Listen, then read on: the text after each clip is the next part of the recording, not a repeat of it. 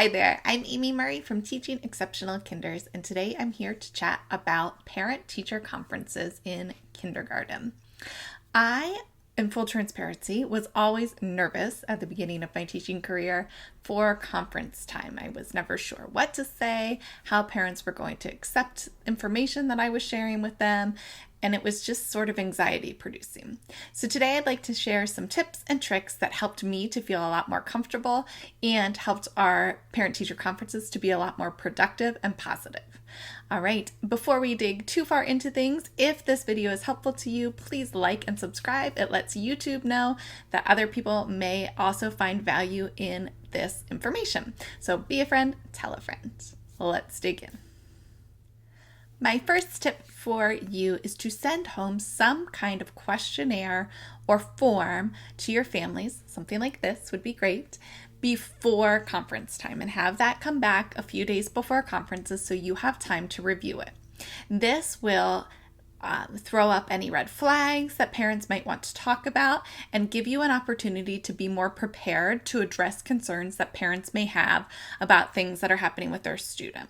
So, for example, if a student is fighting coming to school every day and a parent wants to talk about it and you have no idea because by the time they get to your classroom, they're totally fine, it will come up and you won't be blindsided by the question.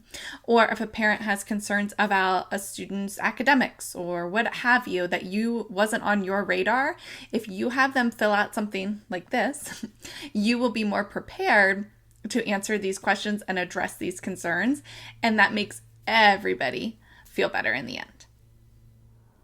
Another form that I like to use that helps break the ice is a self-evaluation form that would look something like this. I talk about this in further detail in a video. I will link it below for you so you can check it out.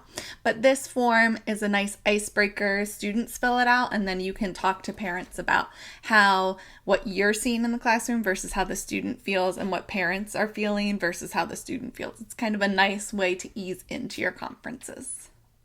All right, you also should have some work samples prepared to share with families, no matter what the ability level of the student is, and no matter how often they are in your classroom. Because you may be having conferences with students who are in special ed classes, students who you don't see all that often. You should have some work samples from your classroom, no matter what that might be. And it's important to share these with parents so that they can get a feel for how their student is performing. You also may want to have some exemplar work samples with no names on it, maybe from years past that you've kept, or just create an example of what it is that you're looking for students to do. And that way parents can take a look at what their student is performing and what they're doing and what your expectations might be. You should also have some sort of form that's going to help guide your conference. So you are looking professional and organized with a form that you'll take parents through, sort of like your conference journey. And I use a form I always point the wrong way, that looks like this. It has the glow and the grow section, and a place for you to just add some comments and things kids can work on at home. Fairly brief, but that helps me to brainstorm what I might want to chat about and make sure I cover all the topics that I intended to with families. I probably should have started with this tip, but remember that parents are nervous too, especially in kindergarten. This may be their first interaction with a teacher in this setting. And so you want to ease their fears, calm their nerves, and make them feel secure as well. One of my mentors way back when I started teaching recommended sitting beside parents at your conference and not across the table from them. It gives the feeling that you're more on their team. Especially, now I also taught special ed at the beginning of my career, and so when we went in for an IEP meeting, we didn't sit the entire school staff on one side of the table and the parents over here, because it makes it feel like a them versus you situation, and that's not what you want. You want to foster that relationship that you're working together in the child's best interest. And so you want to set up a table, and you don't have to be like right beside each other. Like I wouldn't sit mom right here, but like maybe on a corner And so you're next to each other, not across the table. Now, I always had a U table, or like a kidney-shaped table, but mine was a U. And that's where I set up my kindergarten conferences, and then I had parents sit beside me.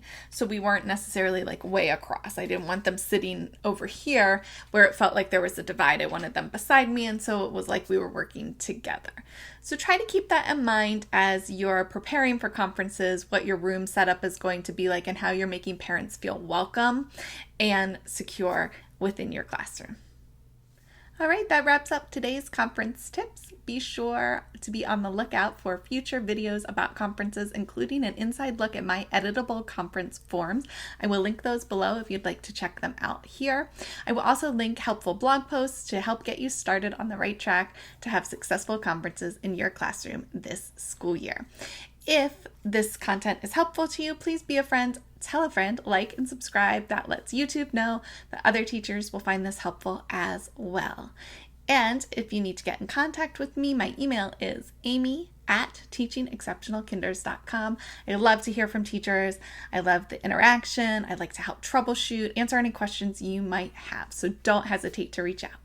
Until next time, have an exceptional day.